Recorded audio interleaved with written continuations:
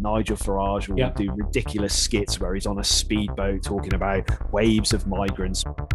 So anyone listening now, if you ever feel that dissonance coming up, this uncomfortable emotion that is getting your brain sort of scrambled, then you can be sure that there's truth in that, and that truth will actually lead to a more harmonious life. Sorry, Trump. Hello. Welcome to the Dissonance Trap, where we will once again be discussing some topical, controversial, and challenging subject matters that are designed to induce cognitive dissonance. You're listening to myself, Gav, and Josh, as we facilitate this ride into the absurd. Hey, Josh, how you doing? All right. I just wanted to throw some moral psychology onto you. Okay, yeah. You're in a plane, right? There's 150 people on board. Okay. You're flying over a barren desert. Out of nowhere, hijackers come in. I am a hijacker. Take over. They stand up. Nobody move. I'm not going to do any accents to avoid any other controversy. And they kill the pilot and the co-pilot, and then they seal themselves into the cockpit, right? And you're on that plane. There's no way for you to open the door, but you could damage the ventilation system, causing poisonous fumes to fill up the cockpit. But if you do this, the hijackers will die, and no one will be able to enter the cockpit to fly the plane. And it will crash in the desert, killing everyone on board, basically. But if you do nothing, then the hijackers might land the plane safely, or they might crash it into a civilian target, killing even more people. What do you do, Gav? Well, this is an interesting concept. It depends on how you value your life, doesn't it, really? And how many people are on board? You said 150 people, yeah? Including you. Including me, and they're two hijackers as well, yeah? So, really, I suppose it comes down to a sort of a rational assessment of, do you think the hijackers are going to land the plane and you're going to get out of there alive, or do you think they're going to crash it into a building? Because if you think they're going to crash it into a building, then the most morally not advantageous, but the correct course of action would be to poison the pilots and cause the plane to crash in a desert, wouldn't it? But it's a difficult choice to take, and I don't think anyone would really be able to answer that until you've actually placed yourself in that position. It's one of these questions that you have to be there to make the decision. But you're on the plane now, Gav. You're on the plane. I'm over the radio. We know you've been taken over. We need you to make a decision, Gavin. What are you going to do? I can't. I'm stuck. You need to. I'm stuck. I'm being too indecisive. I'm in the dissonance trap. I'm in the dissonance trap inside my mind. I'm going to do nothing. I'm going to sit in my chair and let fate take its course. So you're going to let the plane maybe crash into a building, killing thousands of others? Maybe, but I could also equally let it land and everyone will survive. So it was at this moment that he knew. He f***ed up. Things are changing.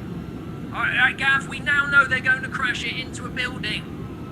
We need you to do something. Well, how do you know? They've told us. They've told you, absolutely sure. Yeah. They said we're going to crash it into a hospital. Do you know what, though? Even with that knowledge, even putting myself into that position, I'm still not sure I would damage the air filtration system. That's really got me thinking, actually. Like at what point do you sacrifice your own existence for the good of the 150 people, or even the 1,000 people in the hospital? I mean, it's I don't know. Tricky, isn't it? Like, I still don't think that you can theorize it. You can have as many thought experiments as we like about this, but until you're actually there, I'm still not sure that anyone would know how they would respond. Who knows, man? Like I said, we're not. If in doubt, do now. Yeah, I mean, I think that's not really where I was going from there, but I mean, personally, I'm not sure how I'd react. I mean, maybe I would be beset by apathy. I mean, let's look at one of our topics from last week. You were talking about veganism.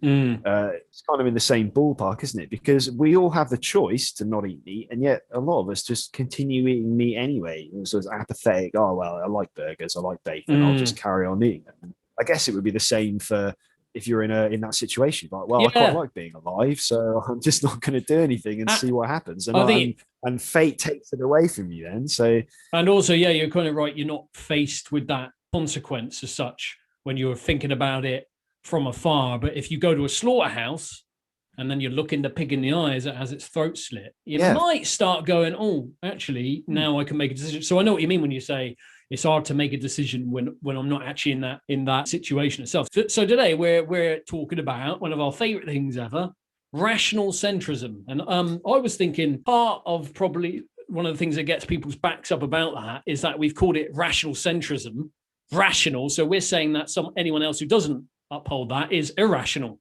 So straight away, that might put people on the back foot, so to speak. So rational centrism, to me, is something that we've been working on for a while, is this political stance that is based on rationality, objective analysis, and it doesn't take sides, and it questions all political dogma and even itself, actually, in order to abandon and transcend these traditional restrictions of being politically left or right, like these tribes we see, and that the outcome we're aiming for from this qualitative standpoint of ideological divergence is that we are hopefully able to develop and enact this tautological neo-political system that adopts rational and non-contradictory ideas from both the left and right in order to create this Nash equilibrium, basically, of optimizing and unifying the society so it works best for everyone. For example, I think we both like the idea of UBI. Universal basic income, definitely. A left-wing traditional idea, like we both, I'm for that, and so are you. And I think we can both also appreciate the ideas of having a small, technologically lean government that requires less in the terms of taxation, right? That's an idea I've come round to over the last few years, definitely. Small government is more of a right-leaning thing. So this state we're aiming for is both not a nanny one or a despotic one. I think it is possible. It's definitely something we should be aiming towards as a society. Before I sort of explain my thoughts on the concept of rational centrism, I just want to make a point about the Nash equilibrium that you were talking about a minute ago, and that's quite an interesting one to put in there, to be fair, because Nash himself, John Nash, the mathematician, when he came up with these ideas of it's not social contract, although there kind of is a social contract. It's more game theory based. So Nash, if you don't know who Nash was a mathematician from the 1950s. I think he might still be alive now, although I could be wrong. And he essentially, during the Cold War, came up with these ideas about game theory. So game theory postulates that human beings interact in a series of social interactions and a series of playoffs against each other. And they're always essentially gaming towards getting the best playoff. And the best way to run a society is around this idea of game theory, where everyone schemes towards their own best interests, and that creates a stable society. Now, to be honest, I'm not really sure that that's the correct way to run a system. Nash himself was a paranoid schizophrenic, and his concepts of this game theory and the scheming society came to a point from his mental illness, essentially. The fact that he was constantly feeling paranoid and he was seeing delusions, and he thought that he was working for the government on these ideas, when in fact he wasn't working for the government at all. So I think we should be careful if we do sort of stray into concepts from Nash, because although we've used them in society, interestingly, for 40 or 50 years now to run our own system, I don't think that's something we should carry forward into the society of rational centrism, because I do not believe that leaving each individual to pursue his own personal interests will create the stability that Nash claimed it does, because it hasn't created the stability. I mean, look at the world we live in today. The world we live in today is incredibly unstable. And I think part of that is due to the abandonment of ideas of having a traditional cultural base and having a unifying idea, I think is what I'm trying to say. Yeah. Let's go back to rational centrism now, or back to what I think that rational centrism means, or we used to call it rational determinism, didn't we? We went through a phase of calling it. But for me, we have to view ourselves not in the tribal way that we view ourselves now as nation states, but we have to view ourselves as one species, one organism. We are human beings, and we are part of a planetary system. We're part of an ecosystem on the planet Earth, And we're the apex predator, aren't we? We can kill anything we want. We've got the weapons and technology to kill our entire I don't know planet. you versus a tiger with no weapons. Yeah, but our opposable thumbs make us the apex predator. We can fashion weapons. We can think much more tactically than an animal in a lot of the ways. So I think we are the apex predator, but that doesn't mean that we should remove ourselves entirely from the ecosystem of nature that surrounds us, man. And I think that that's one thing that I would take forward into any society that's based on rational determinism, is we need to be aware of the fact that we are part of an ecosystem, and we need to respect that ecosystem, and we need to work within it, essentially, rather than to work against it. But yeah, in terms of what you're saying about taking ideas from the left and right, I'm 100% in agreement there. We need to select the best ideas, and we definitely need to look at getting power out of the hands of politicians and into the hands of more reliable vectors. So I don't see a politician as a reliable vector. The futurist Jacques Fresco always said that politicians are like the worst type of person to have in charge, because essentially they're unskilled. Like they don't, most of them don't have any understanding about mechanical engineering or electrical engineering or nuclear power or flight or any of the things that make our modern society possible. The reason they're there is either due to a hereditary system of government or due to quite simply wealth and self-motivation. And they're not there, at least most of them aren't there to better society. They're there to better their own position. Now, you might disagree with that. I know that perhaps in, say, the 1940s and the 1950s, we might see that as a different, people who went into politics went in for different reasons as they do now. But certainly now, in the neoconservative and the post-Cold War era, people don't go into politics to change the world for the better. They go into politics as a career. It's a job. It's there to get on the gravy train. I mean, look at Tony Blair. Tony Blair had a set of ideological ideas, but as soon as he got into office, he was essentially corrupted by money, and now he rides on the gravy train. He was the Middle East peace envoy. I mean, look how well that worked out. He takes money for public speaking. I mean, a lot of the politicians now, their whole purpose is to get through a few terms in Parliament with as fewer scandals as possible, and then simply sign up to a corporate shareholder board or get snapped up by, I mean, look at Nick Clegg, man. Nick Clegg was snapped up by Facebook after essentially 4 years of abject failure. Or was it 8 years of abject failure? I think it was 8, wasn't it? Yeah. It was 2 terms. The coalition was 8 years of total failure. And then Facebook were like, oh, we'll just snap him up and he can be our representative in Europe and we'll give him £250,000 a year. Or absurd. It's absurd. It's ridiculous. It is absurd. I've got quite a lot to unpack there. So I just want to make a little start on that. The first interesting thing I noticed you brought up was about the social contract. And we had like Hobbes, who is like an absolutist. And then we had Rousseau, who's quite well liked among our left brothers and sisters. I think, like many philosophers, his philosophy is deeply flawed as well, because he preferred the social contract where he essentially took the religious covenant and replaced Jesus with the state, right? And I think there are issues within that. And then you mentioned about what do we give a society to make them work best? And you sort of gently went toward Nietzsche, where God is dead. And he was saying, don't rejoice in this. Be sad, because now we need to find something else to replace. Yeah, I do. That's a comment I definitely agree with, man. When Nietzsche said that God is dead, he was lamenting the collapse of the old religious authority, wasn't he? And saying that, I mean, and look at what sprung up in its place at the totalitarianism of the 1940s. And look at now, the religion of consumption, the religion of woke that we now exist with. I mean, yeah, I agree with that 100%. You're quite right as well about the criticizing the likes of Nick Clegg or any politicians. And if we use rational centrism to analyze, say, something like the EU, well, there's both legitimate socialist reasons for backing the Leave campaign on say, like the basis of European empire. You may disagree on some of this, and that's fine. Corrupt politicians like Juncker, who he was embroiled in corruption before that anyway, as president of Luxembourg, is ridiculous, you know. And even on the basis of how they treated like Ireland on the Lisbon Treaty and how they imposed austerity on Greece, and just in the way that there are also rational reasons to want to control immigration from the basis of thinking about how freedom of movement essentially strips the home country of their best labor, which is a fair, you know, taking all the doctors, so to speak. And quite the opposite of that, there are good reasons for staying in the EU. in that of, say, already established trade agreements, right? And the positive reasons for immigration too, in diversity inevitably making a country stronger. But again, my core point on that is that we should question what will become of the children who are left behind in the countries that those people leave.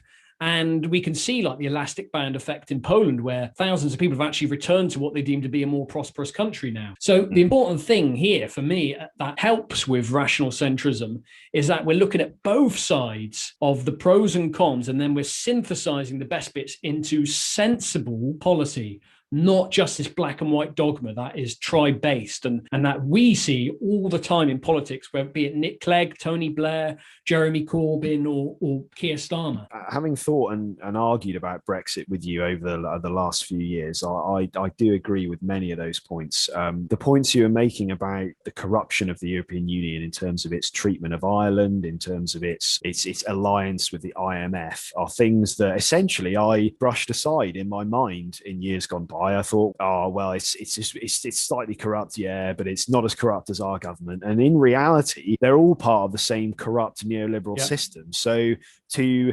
blindly adhere to either one or the other is simply absurd, isn't it? You have to, like you said, take the most sensible arguments from both sides. And I think this concept of immigration as well is one that is used as a tool often by politicians to create division in society. Yeah. So politicians on the right in this country will drum up fears of immigration, like Nigel Farage will do ridiculous skits where he's on a speedboat talking about waves of migrants, when in fact it's actually quite a small number. And on the other side, politicians like Jeremy Corbyn will simply say, oh, well, we can just take as many migrants as we want. And the actual answer, the most rational answer to this conundrum lies somewhere in between, because we, like you said, we do need immigration. We need skilled immigration. We also need unskilled immigration, because we don't have enough people in this country to do all the jobs that need doing currently. I mean, you see the shortages of nurses, the shortages of construction workers. There are shortages everywhere that are not possible to make up completely with the labor force from our own country. However, if we look at the potential coming collapse of the environment, climate change, the effects of climate change on places like Central and North Africa, we can see that in 20 or 30 years, there's going to be a huge surge of refugees coming from these places. And one of the actual positives of Brexit is the fact that we do have the ability to shut our own borders if something like that happens. But however, on the flip side of that, if you look at what happened during the end of last year, where Macron unilaterally closed France's borders, essentially saber rattling to prevent us from doing a no-deal Brexit, then we can also see that the European countries already had sovereignty. So the arguments on the right that promoted Brexit around the ideas of sovereignty were actually a load of bollocks in the end of the day. So it's all a mess, isn't it, really? It's all caused, I think, by adoption of neoliberalism by our society. Essentially, it all boils down to the fact that we use a political system now, which, as you said, separates things into one extreme or another extreme. You've got my tribe or you've got your tribe. There's very little cooperative thinking going on here. And you see this in the echo chambers on Facebook and Twitter, where you can click on any comment from any particular person, and you will almost certainly see a range of comments underneath that, yo-yoing between left and right, people threatening each other with violence over petty disagreements. And I think we've lost, in some ways, a lot of people have lost the ability to think rationally about problems in society and come to a sensible conclusion about what we're going to do. I think if you transplanted someone like a politician, say Lloyd George, for example, from 1917, if you got in a time machine and you picked up Lloyd George, quite a portly man, by the way, so you might need quite a large time. So if you took him back with you to the present day, and you basically sat him down, and once you got him over the shock of watching a colour television, you showed him debates in Parliament and stuff like that, but I think he'd be flabbergasted at the inability of politicians to come together and to actually work towards a positive outcome for a lot of these. That's a really good point, because you've just sort of reminded me what rational centrism is propped up by, and that is the likes of Adler and Adorno. Adler, one of the key phrases rings true to that is he's saying no experience is caused by what we perceive to be success or failure. We do not quite suffer from the shock or trauma of our experiences, but we make out of them just what suits our purposes. So you'd have someone like Lloyd George, who wouldn't actually get hung up on the war. He would work as best as he could cooperatively with others to make the best of a bad situation. Whereas now, because we do have these tribes who don't want to see that, they want their winner to come up trumps. And then also we have Adorno underpinning that as well, who said, the intolerance of ambiguity is the mark of an authoritarian personality. So we see this authoritarianism on both sides as well. And he also said that the dissonance, which relates to us, this podcast, he said, dissonance is the truth about harmony. So anyone listening now, if you ever feel that dissonance coming up, this uncomfortable emotion that is getting your brain sort of scrambled, then you can be sure that there's truth in that, and that truth will actually lead to a more harmonious life. And what we see, quite like you say there, Gav, is that we lack politicians now who want to go to those places, and even to the point where people can't think of anything worse but to admit they're wrong. Or actually, maybe I should listen to that guy I really disagree with. But we're sort of stuck in the middle of this no man's land. I think us two personally are kind of stuck in the middle. I feel very disconnected from my peers and reality to some degree. When you said earlier that about the whole Brexit argument, you were more pro-Remain. You fully understood about the neoliberal impact that the EU has. Was that you being part of your tribe at the time? I know for me, in the past, certainly, when I was involved in sort of the communist elements of it, it definitely was for me. I didn't want to hear another opinion that could poke holes in my own thought. So I have actually thought about this quite a lot in recent years, and I want to quote something from the philosopher Thomas Sowell. Thomas Sowell is I'm not even sure if he's still going, to be fair. I think he's still alive. I think he's still alive. He's pretty old now, isn't he? But Thomas Sowell is a Black American philosopher, and one of my favorite quotes is the following, and he says, "One of the bittersweet things about growing old is realizing how mistaken you were when you were young. As a young political leftist, I saw the left as the voice of the common man. Nothing could be further from the truth."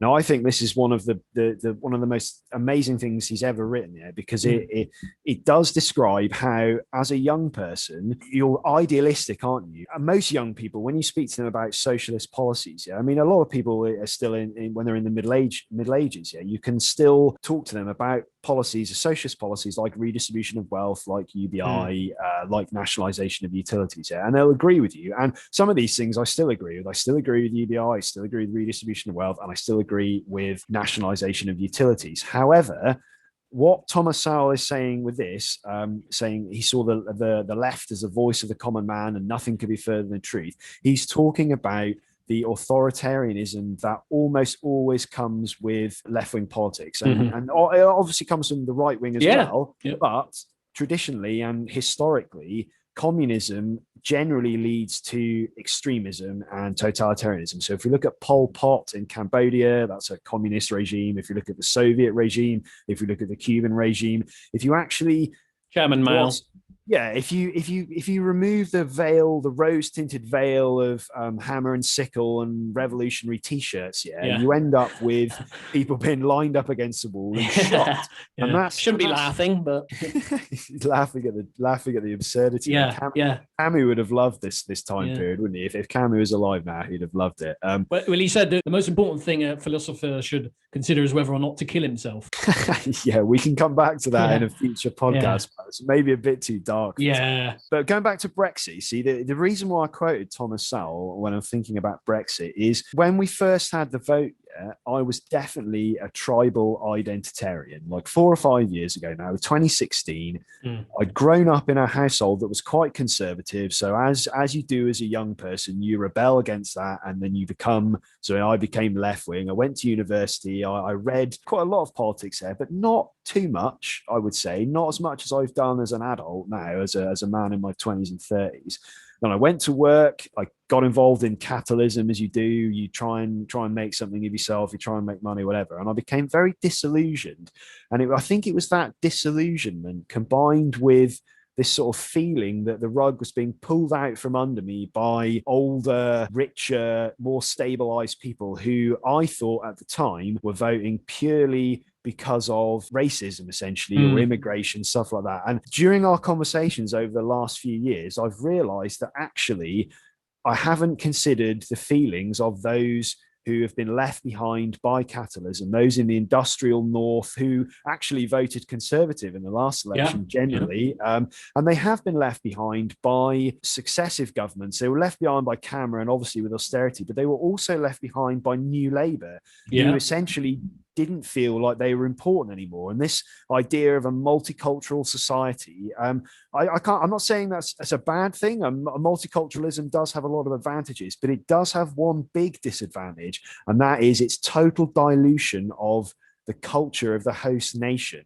And this idea that you can have a stable society with lots of different competing cultural elements, I think is wrong. And I think we should acknowledge that, and that we need to all have a human-based culture. Look at the recent incidents. There's a few off the top of my head here. There was the teacher in Birmingham who showed his kids a picture of the Prophet Muhammad, a cartoon, during a lesson. Now, there's been a lot of furore over this, whether or not he was wise to do it, etc. People have got lots of opinions here, but I would say that in a rational society, if we did live in a rational society, we wouldn't even be having this conversation, because it wouldn't be a problem to show a imaginary picture of an imaginary being to a class of children who are learning about concepts of religion. Now, obviously, if there are religious listeners and they are offended, fair enough, be offended, but that's your choice. I don't care, to be honest with you, if you're offended by the fact that I say that the Prophet Muhammad is imaginary, because that's my opinion. It's not a fact. Do you know what the thing is I have to sort of agree. And even though I told you about where I've been to church and stuff, you could say whatever you like about that. And how I take that is, like you said about Adler, isn't it? How you make no experience is caused by what we perceive to be success or failure. Man. You create your own worldview out of your own response to a situation. On the other hand, you could also see, though, I'm sure that if people have a world belief that defines them and actually keeps them as productive citizens and maintains order and keeps them happy, such as religion, then I can see why they'd be annoyed. But I'm not justifying it, though. I think it's completely over the top. And I think if you live in this sort of society, you need to be prepared to be able to take constructive criticisms and understand that just because someone else holds a different opinion that's contrary to yourself, that no way does that give you the right to punch them, hurt them. And it's the same thing with the left when they go, punch a Nazi. No. Yeah. And I think we've got to remember that the people who are sort of protesting this cartoon do not actually represent the entire Muslim community, who are largely law-abiding, peaceful citizens that get up to a lot of good stuff, including giving a lot to charity. So we often get like a small amount of people who might be outside that school protesting, making a large noise and attracting unwanted attention. Whereas you might speak to an average sort of Muslim who goes, I just want to stay out of it. Totally agree with you there, man. Listen to this quote again from Thomas Sowell. Yeah. So the next time academics tell you how important diversity is, ask them how many Republicans there are in their sociology department. That's good. That's dissonance. That's a comment in a nutshell, man. That is your comment in a nutshell. That's a great one. Going back to the more rational centrist point of view, it also sort of ties in, like what Oswald Spengler said, that this assertion that democracy is essentially the political weapon of money, whether multiculturalism is working or not. They are all underpinned by this aggressive state-sponsored media as the means for which money operates freely within the so-called democratic political system. We can see that as democracy and like a plutocracy at work, working unilaterally. And he explained that like this tragic comedy of the world improvers and freedom teachers is that they are merely assisting money to be more effective. So overarching all these different tribes, and you mentioned wokeness earlier, and you mentioned about Thomas Sowell, if they are still part of that, where they're trying to assist money to be more effective, that might be a drawback, actually. He's not saying that those people shouldn't exist and that it's wrong to be a world improvers and freedom teachers. But again, it's going back to Adler. If you are like someone who claims to be religious and you want people to see your religion as rational, well, the first thing you shouldn't do is threaten people with violence. And it's the same, and again, the same with like the left or the right. if you don't like someone just because of what they say, you don't go, right, I'm going to threaten you. And in that way, we do have to check our own biases, I think. I don't think we're doing any service to students where we essentially have universities, certainly in America, where 44% of the professors are liberal, with 9% being conservative. Like we need to be able to question these, and Spengler gives us a method of doing this, and by reminding us that money is an important part of the process here in regards to if the individual is actually there to try and better society, or are they actually just part of the money movement system? What do you see on the dollar, isn't it? In God we trust. Like the dollar is the new religion of our I don't remember reading anywhere in the Bible God saying I trust the dollar. That was the 11th commandment. It fell off on the way down from the mountain. Do you know when you were referring back to our previous last week's podcast? I spoke to one of our listeners, actually in the flesh. One of his comments to me was that we already live in what he would class as good totalitarianism. In some ways, we have aspects of that already, and I think that sort of goes back to what you were saying about press freedom and stuff. I suppose there are obviously elements of like, say, good totalitarianism in the fact that we have quite a stable society, but it is still very totalitarian. I mean, so his point was that in terms of democracy, we elect leaders, or we do, but we also don't elect them because we're steered via media towards these two candidates who are usually quite similar. Look at the detrimental comments the media made about Corbyn. Yeah? Now, I know we disagree on Corbyn quite heavily, so we won't get into his actual personality and his policies and his choices. Loaded. But very rich. What I will say is that he did have some good ideas and some sensible ideas, and those sensible ideas went against the profit-based system that the media and our current politicians support here. And as a result, he was utterly hounded. Do you remember the BBC report where they put him against the backdrop of like the Kremlin with a Russian hat on it? Now, don't tell me that's not propaganda. That's it is out of order, yes. And that actually relates to sorry, I've completely skipped over my one of our listeners' comments that was about good totalitarianism. I'll just finish that concept first before I lurch on forward into something else. He said that we have governments that are voted in, but we can't remove them once they're in power, and they're in power for 4 years, 8 years, however long they're. And that is a kind of totalitarian system, because he's right. We can't remove them. And the only way to remove them is usually by a vote of no confidence, which relies on the other people in the other parties in the gravy train parliament all coming together and essentially throwing the dice and gambling their own careers for the next 4 or 5 years on a vote of no confidence, because they've got to go to the people again and got to go through the rigmaroles of being elected again. So I think he's spot on there in the fact that, in a way, we don't have the kind of representative democracy that is claimed we do have. And it's certainly the case in America, where the Democratic Party selection process is little more than a plutocracy, isn't it? They select the candidate they think is going to be more likely to be electable and more likely to be sold through the media to a population who are already drowning in the dissonance-based world of late-stage capitalism. Yeah, I think I agree with your friend there. And in a way, votes are almost superfluous. Then again, some other people I've spoken to said, well, 4 years ain't really enough to do anything. So I can get that too. Just to sum up where rational centrism stands on the democratic issue is that ideally what me and Gav sort of came up with as one of the best ideas to do that is you just change the parameters of democracy. So you vote every 4 years or whatever. However, the person you vote for isn't based on what school they went to, how much wealth they've got. You'd have a blank piece of paper, like a CV, with all their qualifications on it, etc. The people you'd have to choose out to vote from, they would all be excellent candidates. You wouldn't know what color they were. You wouldn't know their name.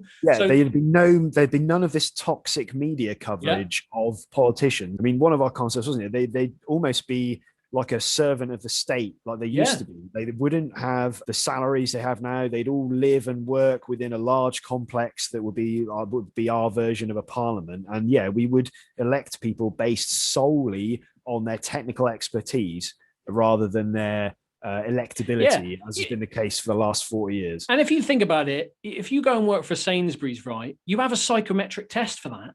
You don't for a politician. Why?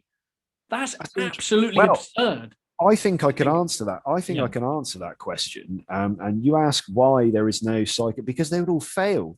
Most of them would come out as psychotic. Psychopaths. And the reason is because evolutionary traits have given us people who do have these essentially aggressive drives to be successful, these narcissistic tendencies. Yeah. And because these people have been running our society for 40 years, of course they're the people that are going to end up on the top. People often are incredulous at how Trump managed to win the elections in America in 2016. Yeah, well, I'm incredulous as to how he didn't get into power sooner, because he's the ideal candidate for capitalism. He's aggressive, he's domineering, he's in inverted commas here, a successful businessman, even though his success is essentially based on borrowing money from the mafia, as potentially. So yeah, I'm. Please don't sue us, anyone listening. Yes, sorry, Trump. But yeah, I mean, he's a perfect candidate for a late stage capitalist society. He's a sleazy businessman. Like what? I mean, that's just perfect. Yeah. Before we lurch off into this tangent, the other thing I was going to say about media coverage is let's compare, say, the Jeremy Corbyn coverage with his little Russian hat and his socialist tendencies, and we compare that to the coverage of the Duke of Edinburgh's death in the last few days. Which at the time of recording this podcast, it's been 3 or 4 days, I think now. And even my dad, who is probably, I would say, a fairly staunch conservative, he was flabbergasted at the coverage. It's 7 hours of tributes in Parliament. That's an hour longer than they gave for them to consider the Brexit deal. An hour longer to do obituaries. That's absurd in itself. That is absurd. Look at the BBC coverage. Look at the ITV coverage. Look at the Channel 5 whatever coverage. They were all wall to wall, like you were in North Korea. Tributes to the great leader, the great Philip, who came down, who had no anus, who didn't eat, who didn't shit, who created everything. These are the type of tributes that you see in North Korea at the death of Kim Jong-il or Kim Il-sung. And this is the absurdity I think we're trying to get to today, isn't it? This is the trying to get to, is the fact that we have a culture that believes that it's a freedom-loving democracy with liberal tendencies, when in fact we are becoming a totalitarian system that's taken ideas from the left and ideas from the right and combined them all, not in rational centrism, but in a hideous, irrational authoritarianism, which is now controlling most aspects of our lives. Have you quite finished? I feel like I've got a big weight off my chest. Oh, good. Well, now we're looking at civilizations, aren't we, here as well, and how they govern and like world views related to them, and where we have this obsessive, like celebrity focused outlook on people who die, be it David Bowie or Prince Philip. Who am I to take away? If someone wants to mourn over them, then fair enough. I've done it too, like when Lemmy died in Motorhead. And this is what consumerism does to us. This is what living within our inverted commas democracy does to us. And you can see in many ways why Socrates hated democracy. You have this like philosophical term of morphology and relating could you explain morphology? Well, morphology I believe was first penned by Johann Wolfgang von Goethe, and it was in terms of like each part of a plant comes from a leaf, right? Okay. So you think, what you ain't talking about leaves, right? But Spengler sort of adapted on this idea to describe like the study of form and structure of organisms and their structural features, their specific structural features, right? And believing that each civilization, which we live in now, had its own idea connected to it. So that each one of these civilizations that we live in, each one has come into being through the intuition of like the single world cosmology with one idea at its core, be it democracy, be it the Greco-Roman civilization. They were obsessed with the male body, statues everywhere. It's sort of centered around that. But also like the Magian civilizations, which is like Judeo-Christian Islamic, where their primary world idea was that the world is a cave, right? And then Plato long toyed with this concept through the allegory of the cave and the Republic, right? And the Hindu civilization manifests itself and is seen as like the world is a dream. So we've got these fundamental metaphysical insights that underpin our understanding of society. And that's what we've got here is our current society our worldview that underpins everything here, the singular explanation for it is consumerism. This actually ties in quite nicely with a book I read years ago called by Samuel Huntington called The Clash of Civilizations. And if you get the chance to take a look at that, man, and it's basically a clash between Western Judeo-Christianism and the Islamic societies of the former Ottoman Empire. So yeah, that philosophy you were talking about isn't something I've encountered before, but I think it's something that we could probably both agree that is a defining factor in how societies structure themselves. If you look at the philosopher Isaiah Berlin, he always postulated, like I do actually, that we do need a unifying idea, a unifying concept to anchor our culture to. And his concern was that society needs this unifying idea to function, and I think that probably ties in quite nicely. It does. You're right. Anyone listening here might be going, hang on a minute, well, where does this leave us? There's no point in anything, if we're criticizing absolutely everything. And that's not the point. The point is just that there are these systems and overarching narratives and philosophical insights that can help us become a better society and understand why, for example, Mima says, I'll only vote Labour. I won't vote anyone else. And if you do, you're a Tory. You know what I mean? Right. So we've got understanding that there are these invisible structures behind the way our civilization is manifested will enable us to help move away from these sort of traditional worldviews that aren't actually that helpful. I think I'd just probably end this sort of hour-long diatribe of our discussion about philosophy and politics with just a little caveat that when you're talking about that we're sort of attacking everything, and I know we do generally tend to find fault with a lot of things, but you're right, man. We're not saying that everything is bad. We're just saying that basing our society on consumerism is stupid, essentially. If you boil it down to one sentence, that's what I would say. Like, they're all linked. This idea of like I said, the unifying concept of our society is consumerism, isn't it? And it's just, we can't continue on this way, man. It's not sustainable. But we'll leave that for another time. So let's get on with this meme review. And now we're on to the dissonant meme review. But no, it's very scary, and this is going to induce. I'm actually quite terrified because I haven't seen any of these memes yet, and I don't know what you've selected for me to analyze. So nothing with penises in it. So the first thing, so here's the first one for you that I'd like your thoughts on. Here we go. This is great, man. This is great. What do you think? So these are Wojaks, aren't they? These little faces. Yeah. So if anyone doesn't know, a Wojak is like a sort of a caricature, and it is a caricature. It should be taken as a joke. So on your screen now, you can see these little Wojaks, and one of them is essentially going, well, the church should be humble, plain, and unmaterialistic. Which I've heard people say before. Yeah, because they're obviously complaining that the Catholic Church has...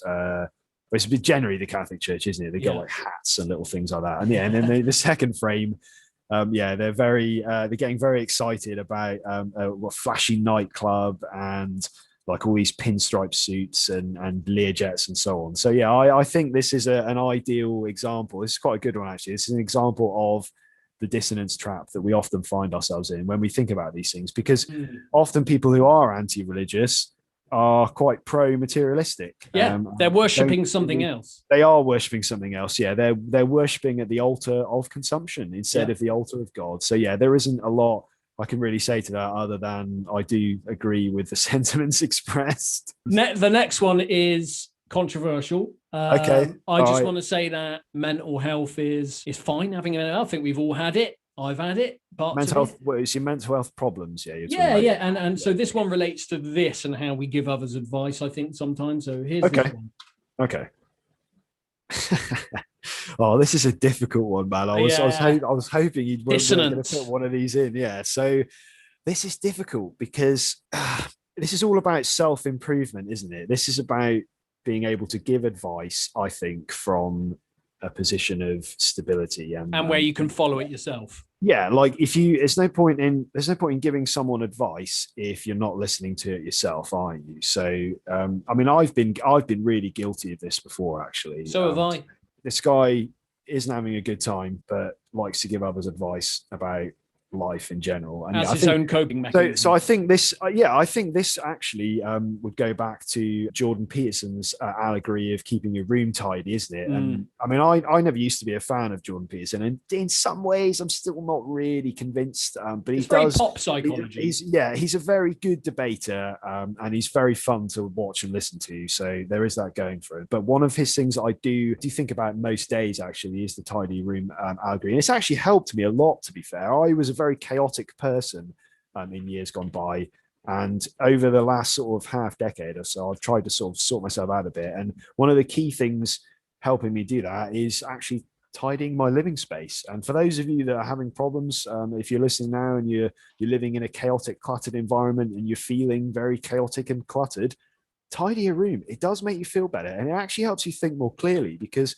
in tidying your room, it's like sorting out elements of your brain. I think you're sort of putting things into boxes, you're putting things into drawers, and as you're doing that, it's almost therapeutic. I find it allows you to sort of organize things and organize your own thoughts in a positive way.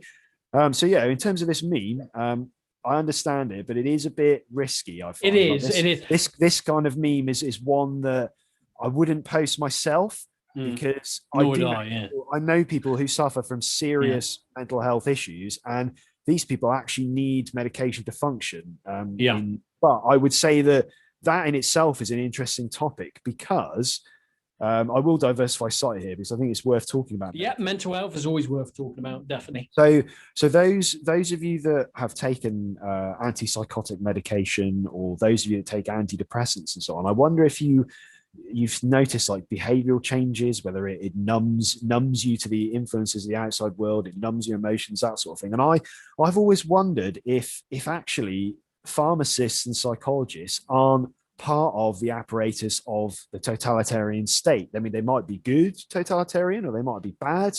It's up to you to make that decision, I guess. But in modifying your emotional state, in making you palatable to others in society around you, are they not simply controlling your behavior? If we were living in a truly free society, then surely everyone is free to do and act as they please. If they want to run naked down the M1, then they should be allowed to. I mean, this is the argument, isn't it? And I suppose really we go back towards public safety now, what we were talking about in the previous podcast. So someone who is having a psychotic breakdown is a danger to themselves, and is also a danger to those around them in some instances. So perhaps they need to be medicated. So it's just a very difficult place to be. I mean, I wonder if you've got any thoughts on medication and psychology. I do, yeah. Like, as far as like if it's clinical and there is like a lack of distinct chemicals in the brain that are enabling you to function in a way that is socially accepted, then medication is absolutely fine. But what is socially accepted, though? Well, that's it. In itself is.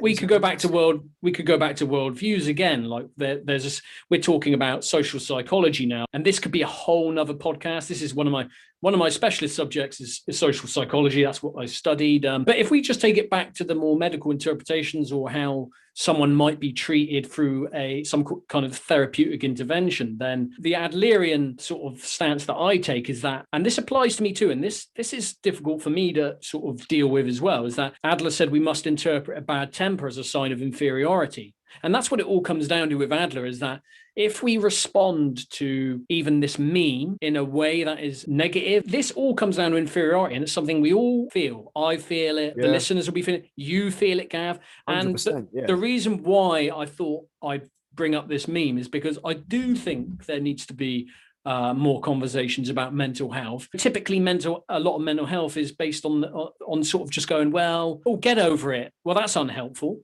Equally so is saying to someone, you need to find your truth and what you think's best. That can be unhelpful. Yeah, I'd agree there. Yeah, I'd agree. So in the same way, if you are watching this meme and it's sort of grating with you, I would argue that that is part of cognitive dissonance. So that's what this podcast is called, the dissonance trap. And also, if anyone's listening to this and relate to this meme, so do I. So does Gav. And it's a very real human reaction. I've been having one of those weeks, man, this week. Trust me, man. Trust me, dude. My worldview is... Next meme. You ready? Okay. Here we go. Oh, I love these. Yeah, no, I love these Wojaks. This is just perfect. This ties into what we were talking about earlier about views about communism, isn't it? It's so you have a really detailed understanding about the history of communism. Would you freely admit that you were a Marxist for a number of years? Definitely, 100%. Yeah. So, and I think that is a fair point. Yeah, I was. And this shows my own flaws, which I'm bearing to the world. And I have no issue doing that. If I am willing to criticize others, be it Gav, who at times we've been quite harsh with each other, then I must be willing to look at my own life and say, yeah, I was ideologically brainwashed, call it what you will. We definitely have this sort of entitled outlook on communism that seems to think it can provide something more stable than in capitalism. No doubt there are elements of it, whether that be working more cooperatively with others. This meme's actually got me thinking about something that we talk about quite a lot, which is the Black Lives Matter protests. Yeah. If you think about the founders, I mean, one of the founders I read the other day is classes herself as a trained Marxist, and they trot this stuff out, don't they? About Patricia Cullors, Marxism and communism, and she lives in like a house funded by millions of dollars worth of donations. So she's instantly become the corrupt Soviet hierarchical leadership that that sprung up after the communist revolution of 1917. So in terms of this meme, I completely agree that the points raised in it are completely valid, because they can't see the wood for the trees because they're blinded by this consumerism. Well, they are blinded by consumerism, and it comes back to what we said earlier, what I said earlier about the Che Guevara t-shirts, isn't it? The hammer and sickle. And it comes back to what Thomas Sowell said about when you're a youth, the left seems the ideal place to be. It's idealistic. It seems to be the solution to all your problems. And when you come down to it, it's just another regime that stamps on the freedoms and rights of its people. So, and you're quite right to point out, like people like Ash Sakar and many self-proclaimed communists also living in a nice London house, not living in one of the many communes available throughout the UK. So dissonance. What do they call them? They used to call them champagne socialists, don't they? I think that you could probably still use we that. Just call them wankers. No, only joking. Only joking. So, but this meme, this ties in with the next one, which kind of explains it. We've already done the explaining, but this next meme actually sums up that meme better than we probably can. Classic. This is me though, man. This was me about 5 years ago, I'd say, maybe a bit longer. It's bonkers, isn't it? I mean, I think there are two halves of analysis to this, though, because there are issues with this idea behind this meme. If you remember back to the like Occupy protests and the various other things from 2008 onwards, in the UK, there was a government minister. She was a woman. I can't remember her name. Maybe Esther McVeigh, I think, off the top of my head.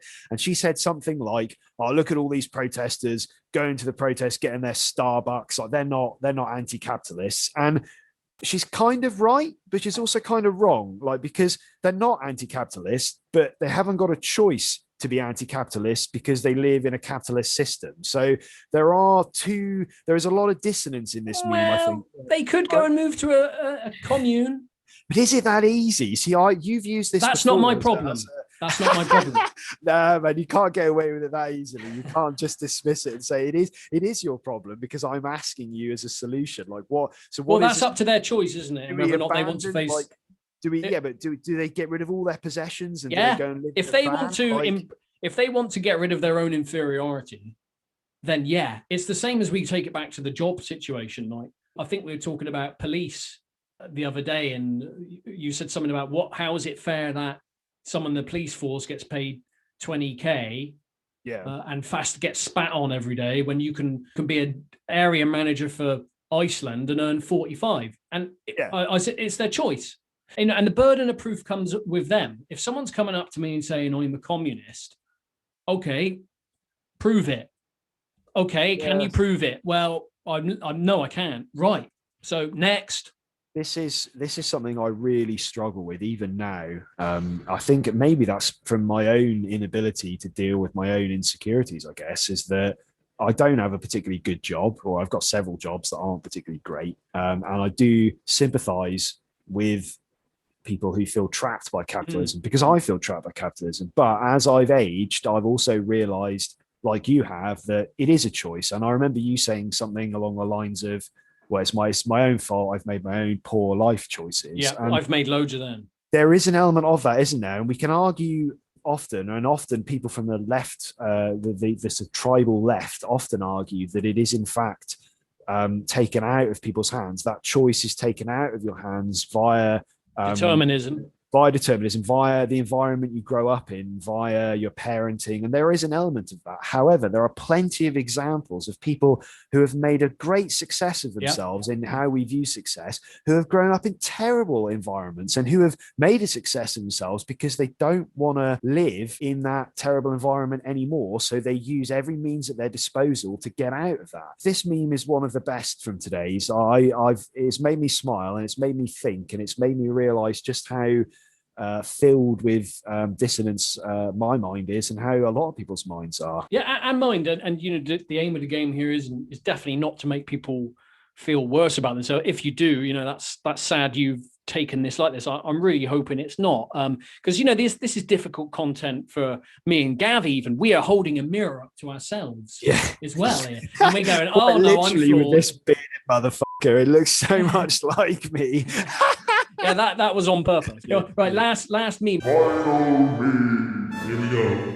And this relates to what you said about Thomas Sowell earlier, who was saying that, you know, we take these policies and we just think, oh, it's idealistic, so it must do. I think this is the sort of individual that has been created by years of Thatcherism and by years of neoconservatism. And you see a lot of this now, where people will talk about how they only support, like you said, an evidence-based policy, and they won't consider anything else. And yet the evidence they use is selectively procured by the media, by finance, to support this particular argument. I mean, I suppose thinking about it though, this is something that happens with a lot of governments release white papers, don't they? Which are preambles to changing the law, essentially, is what a white paper is. It's a sort of stab in it's sort of testing the water, isn't it? Well, we could change this and we could do that and so on. And a lot of the time they pick and choose stuff. And I think that everyone is guilty to that in some degree. And I think that's because we live in this tribal system where we're all trying to get the best for our tribe, or we're all trying to get the best for ourselves. And I think that if we go back to what we were talking about earlier about rational centrism, then we would say, well, yeah, we also support an evidence-based policy, but our evidence would come from as many sources as we could. And if there was an answer we didn't like, it didn't mean that we can just push it, get rid of it. Absolutely. That's a great way of actually summing up rational centrism, which ties in nicely with the end of this podcast. To end it, I wanted to end with one more bit of a moral dilemma for you. All right, man. Punish your I don't want to queue for any more aircraft flights. Please, all right, man. this one's a lot nicer. So you're part of a group of ecologists, yeah? You like ecology. I do like ecology. You're in a remote stretch of the jungle. There's 8 of you, right? They're aged between 18 to 30. Sadly, you all get taken hostage by a group of paramilitary terrorists. You are hostage now. Not again. Yeah, very unlucky. And they want to force everyone in your group to be happy, right? Sorry. So one of the terrorists, they take a natural liking to you, good-looking guy like yourself. Ooh, you are nice. And he basically informs you that his leader is intending to kill you and the rest of the hostages, right, the following morning. Well, he said he wanted to make us happy. Well, they do, but you know how they interpret happiness is very different to you. They think they're doing you a favor, right? But he's willing to help you and the other 8 people escape. But as an act of good faith, you have to torture and kill one of your fellow hostages whom you don't like. Wow. Let's say one of them nicked a $5 from you. So if you refuse his offer, both you and all the others will die. But if you accept his offer, then one will die, but the rest of you will be able to escape. So what are you going to do? Do you torture and kill one of your fellow hostages you don't like?